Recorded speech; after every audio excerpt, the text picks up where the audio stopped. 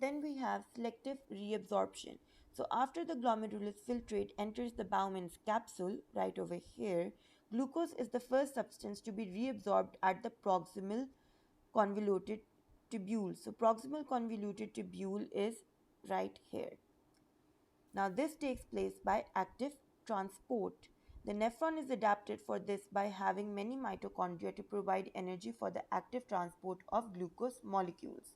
Reabsorption of glucose cannot take place anywhere else in the nephron as the gates that facilitate the active transport of glucose are only found in the proximal convoluted tubules.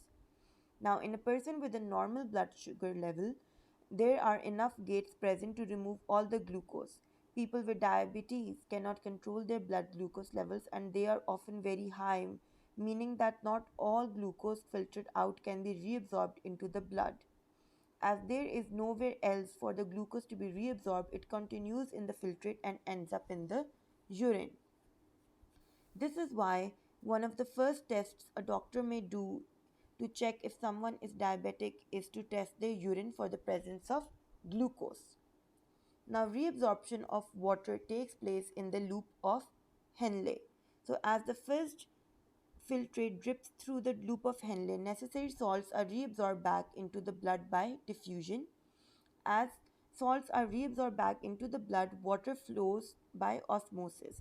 Water is also reabsorbed from the collecting duct in different amounts depending on how much water the body needs at that time. So, if the body doesn't need any water, it is going to go back into the collecting duct.